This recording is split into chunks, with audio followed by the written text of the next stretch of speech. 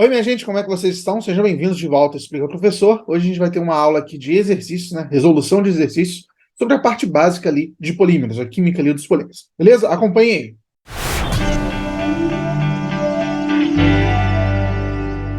Bom, antes de qualquer coisa, eu gostaria de pedir para você que chegou aqui agora, você que já acompanha o canal, para você deixar um like nesse vídeo, se inscrever no canal, caso você ainda não seja inscrito. Essas duas ações me ajudam bastante aqui a continuar a produzir esse conteúdo, e elas são de graça, não custa nada para você. Dá um pause aí no vídeo, já deixa o like, já se inscreve no canal se você não for inscrito ainda, e bora lá. Aqui, hoje a gente vai começar a fazer alguns exercícios, né? A gente já teve algumas aulas teóricas sobre materiais poliméricos, e agora a gente vai começar a ver alguns conceitos que são cobrados normalmente em exercícios. E para isso aqui, essa semana toda a gente vai fazer uma série aqui de vídeos com questões aqui, basicamente, de aplicação de conceitos em exercícios para materiais poliméricos, beleza? Hoje a gente vai ter uma aula voltada um pouquinho para uma parte mais básica, que costuma ser anterior ali para polímeros. Como isso aqui é um curso que a ideia é ser introdutório mesmo, para quem nunca viu polímeros na vida, a gente vai começar bem do básico e depois vai avançando. Vamos lá.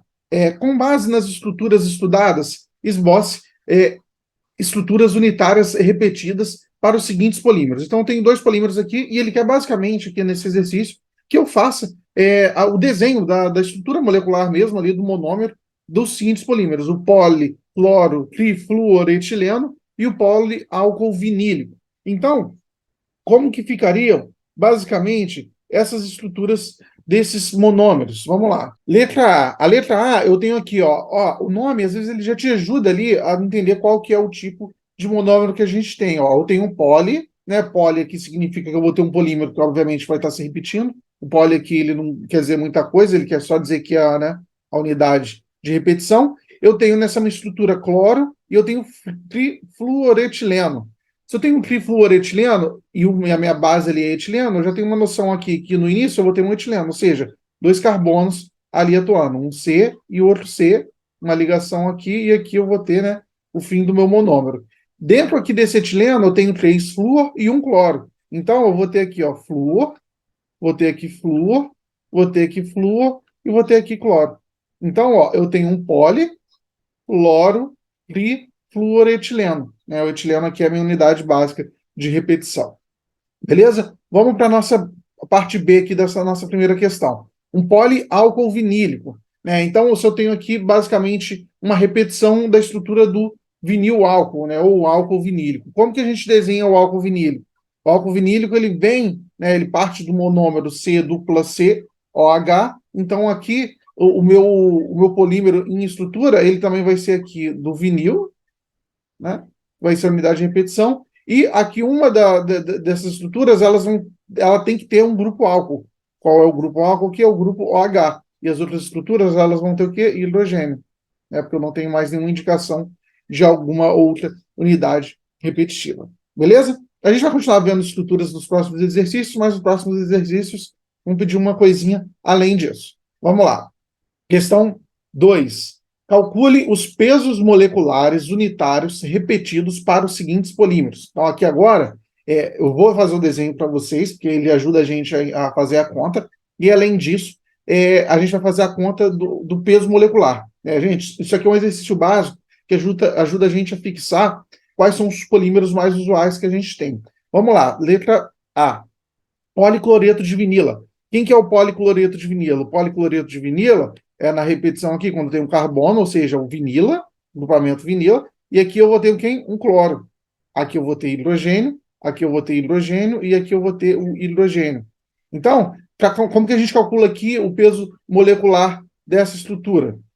Para calcular o peso molecular dessa estrutura, a gente tem que ver quantos de cada átomo que a gente tem. Por exemplo, eu tenho aqui dois carbonos, né? Duas estruturas de carbono. Eu tenho três estruturas de hidrogênio e tenho uma estrutura de cloro. Então, como que a gente faz essa conta? Aqui a gente vai ter que realmente olhar uma tabela periódica para olhar ali o peso molecular. Então, vamos lá. O peso molecular do carbono é 12,01 grama por mol. Então, quem que vai ser aqui o peso, né, a massa molecular ou a massa aqui do meu monômero? Vai ser duas vezes 12,01 grama por mol, mais, né, é tudo grama por mol, gente. No final aqui eu vou botar o grama por mol só ali no final, fica mais fácil. Para a gente não ter que repetir o tempo todo. Mais 3 vezes aqui 1 3,008, né, grama por mol, também, né, 3 vezes 1,08, mais o do cloro. O cloro, ele tem 35,45 gramas por mol. Com 35,45 gramas por mol. Isso aqui tudo grama por mol. Então, quem que vai ser a massa aqui desse monômero, né, dessa unidade de repetição? Caso eu tenha uma unidade de repetição, vai ser a soma disso aqui tudo, que dá 62,49 grama por mol. Beleza? Essa aqui é a resposta, né, da questão A. Vamos ver aqui agora as próximas. Opção B aqui. Aí vamos botar o B aqui.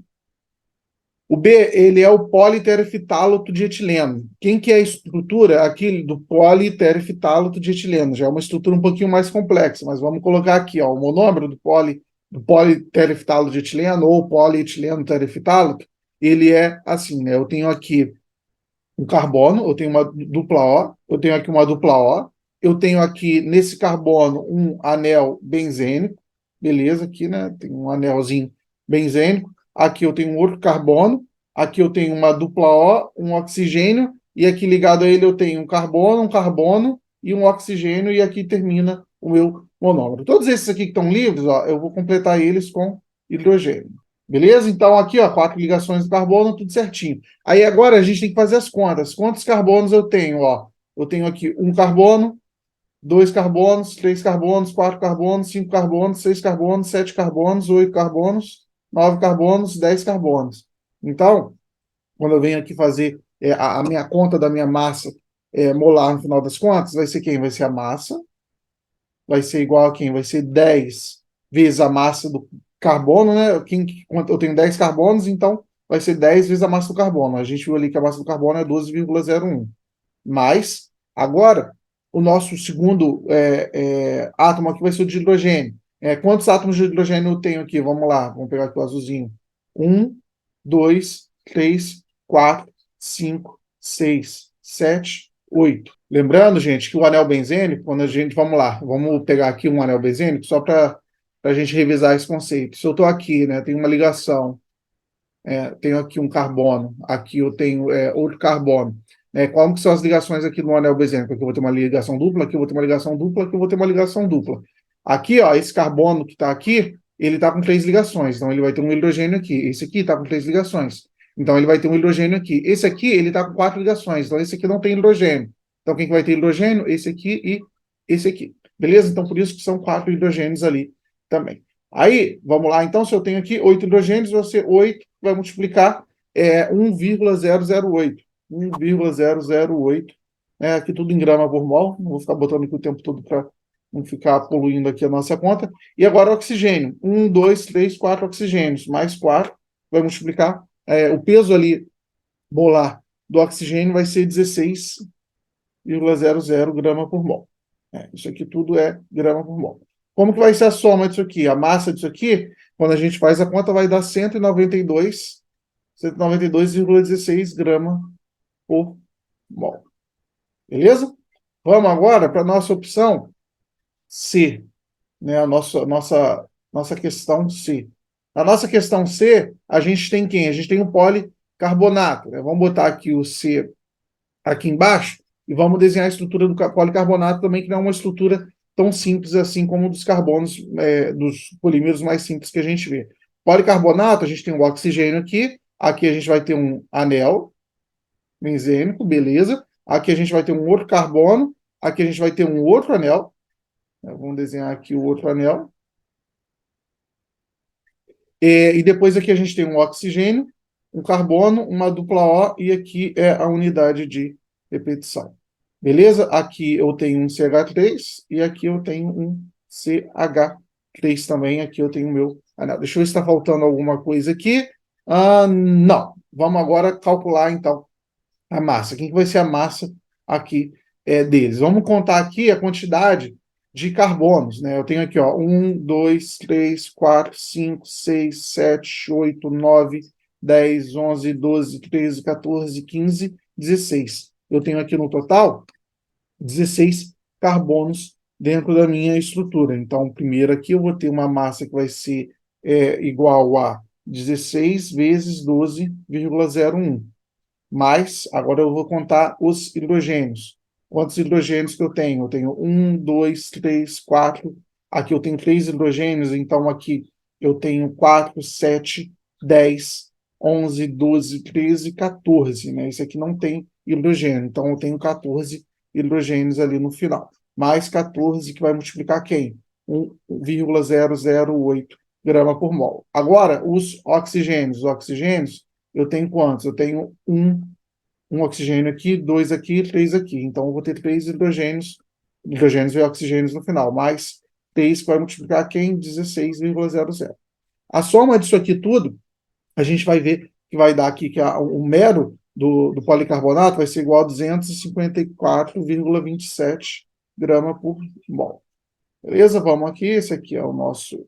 Eu vou botar aqui embaixo, na verdade, né, a massa vai ser igual a 254,27 gramas por mol. Vamos apagar aquele ali para a gente ganhar espaço aqui depois, para não ficar tão embolado o nosso último exercício, né, a nossa última opção aqui.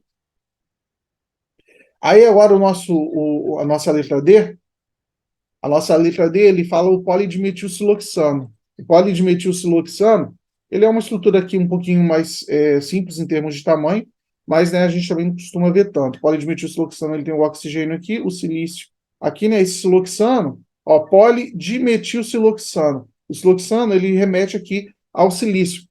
E o dimetil significa que eu tenho dois grupamentos metila. Então, eu vou ter um grupamento metila aqui, e um grupamento metila aqui. Né? Então, basicamente, a minha unidade de monômero é essa aqui. Então, aqui a conta não precisa ficar fazendo né, direto, aqui a gente já consegue determinar qual que é essa conta, porque a gente não precisa ficar fazendo tanta conta, já que não tem uma estrutura tão grande assim. Então, a gente tem o quê? Dois carbonos, 2 que vai multiplicar 12,01, mais 6 hidrogênios, 6 que vai multiplicar 1,008, mais um silício. A massa aqui do silício é 28,09 e a massa do oxigênio que é 16, mais 16. Então, a minha massa total aqui em grama por mol, ela vai dar 74,16 grama por mol. Beleza, minha gente? Essa aqui é a nossa opção D, né? O último exercício aqui, a última opção aqui do nosso exercício 2. Vamos para o nosso exercício 3, né, gente? Lembrando, qualquer dúvida, deixem aí nos comentários, que eu, sempre que possível, eu vou tirando para vocês, tá bom? Aqui é o exercício 3. Ele pede, é um exercício que vai abordar mais ou menos a mesma questão, só que aqui ele dá uma contextualizada um pouquinho melhor, né? A gente dá uma contextualizada, fala o seguinte, ó, uma liga de nylon e óxido de polifenileno, PPO, produz um polímero de engenharia com resiliência melhorada e módulo de alta temperatura comparado ao nylon padrão. Dado que o PPO é mostrado a seguir, calcule o peso molecular do mero de PPO. Beleza, gente, aqui é mais ou menos aqui que a gente tinha visto antes. Eu tenho aqui fazer a contagem, né? Ele já me deu o mero aqui, a unidade do PPO. Eu tenho aqui, ó, 1 carbono, 2 carbonos, 3 carbonos, 4 carbonos, 5 carbonos, 6 carbonos, 7 carbonos e 8 carbonos. Então, aqui a minha massa do mero, ele vai ser quem? Vai ser 8 vezes o peso do carbono, mais, agora vamos contar aqui o hidrogênio. Eu tenho, vamos limpar aqui, que aqui agora a gente vai ter que fazer uma avaliação de onde eu vou ter hidrogênio livre. Né? Aqui eu estou vendo que eu tenho 3 hidrogênios aqui e 3 hidrogênios aqui. Aqui eu tenho uma ligação vazia para poder juntar com o hidrogênio. Aqui eu também tenho uma ligação vazia. Essa aqui não, essa aqui ela já está ligada, o carbono, né? Então ele não vai ter mais ligação de hidrogênio. Então, no final das contas, eu vou ter quanto? 3 mais 3, 6, 7, 8. Então, eu vou ter aqui 8 vezes o peso do hidrogênio. Mais quem? Mais o oxigênio, que é o peso. Aqui eu vou botar só uma vez o oxigênio. O que vai ser a massa? Vai ser 8 vezes 1, 12,01, mais 8 vezes 1,008, mais 16, né, que é a massa ali do oxigênio. Se a gente pega aqui para fazer essa conta certinho, a gente vai achar um valor de 120,1, né, grama por mol. Né? Muitas vezes, gente, vocês podem ver também isso aqui como né, como unidade de massa atômica. Normalmente, uma unidade de massa atômica é 1 grama por mol também, quando a gente está falando de polímeros. Beleza? Vamos aqui para o nosso último exercício de hoje. né? Discuta o tipo de polímero que você pode selecionar para as seguintes aplicações: uma luva de cirurgião, um recipiente para bebidas e uma polia, né? Eu botei aqui uma imagem de cada um exemplo desses para vocês. Então vamos lá, uma luva, né? Aqui quando ele fala qual tipo, qual classe de polímero, né? Se quer um elastômero, se quer um termoplástico, se quer um termofixo, de acordo com as propriedades gerais deles, né? Que a gente veio discutindo nas aulas. A luva, quando a gente está falando em termos de propriedade, a gente quer um material que ele, né, ele tem que esticar bastante, ele tem que ser flexível, né, tem que deslizar ali na mão do cirurgião, tem que ajustar bem, ou seja, tem que ser um material que ele tem uma flexibilidade muito grande. E ele não pode ali, né, se deformar plasticamente, ele tem que ter uma alta deformação elástica, mesmo ali com pouca tensão aplicada. E qual é o tipo de polímero que a gente vê que tem esse tipo de característica, de muita elasticidade? O elastômero, né? O tipo de elastômero específico aqui a gente não precisa entrar em questão agora, a gente vai ver isso aqui um pouquinho depois, né? O elastômero. Eu não sei se isso aqui tem acento agora, mas então a gente tem aqui o polímero elastomérico, né? A luva, normalmente, quando é um material mais flexível, eu quero uma elevada deformação, eu vou utilizar o elastômero. A garrafa, né? Vou botar aqui a garrafa. A garrafa é até fácil, porque a gente sempre lembra da garrafa PET, né? Uma garrafa ali para bebida, um recipiente para bebida. Ele tem que ser ali produzido de uma maneira fácil, né? Tem que ser um polímero que ele tem uma fácil produção, ele tem que ser barato, porque, né, isso aqui vai sempre ser produzido em grande quantidade, e ele tem que ter uma elevada dutilidade, apesar de ele não poder ser também tão elástico quanto um elastômero. Mas ele também não pode ser um material muito rígido, apesar de que algumas garrafas elas são feitas assim. Não as de larga produção, por quê? Porque você tem que ficar transportando, você vai ter que transportar para lá, para cá. Se ele é um material muito rígido, ele também vai estar mais sujeito a deformações e trincamentos.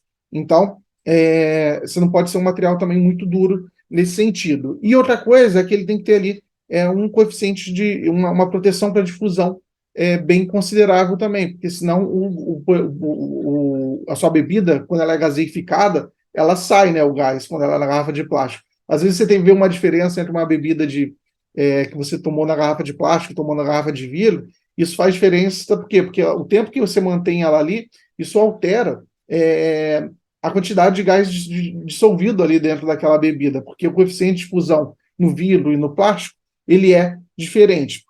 Então, aqui, quando a gente está falando de uma garrafa, a gente pode utilizar um termoplástico, que é um material que ele tem certa deformabilidade, ele não é tão rígido igual um termofixo, e ele aqui é muito utilizado, inclusive, para esses. Um exemplo aqui, né, como a gente já sabe, é o PET, o polietileno terephtalato, que ele é muito utilizado para esse tipo de aplicação de garrafa, e esse é o motivo que a gente pode utilizar eles.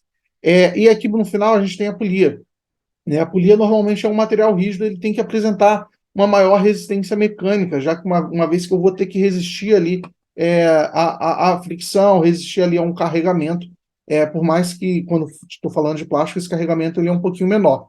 Então, se ela está sujeita ali a um desgaste, a uma tensão, à medida que eu estou passando ali uma correia, eu vou ter que ter um material mais forte, mais resistente, mais duro. E para isso eu vou utilizar ali um material, de maneira geral, um termo fixo, né? O material termofixo, ou termorrígido, ele apresenta essas características. Ele não vai deformar muito facilmente, ele vai ser um pouquinho mais resistente. Beleza?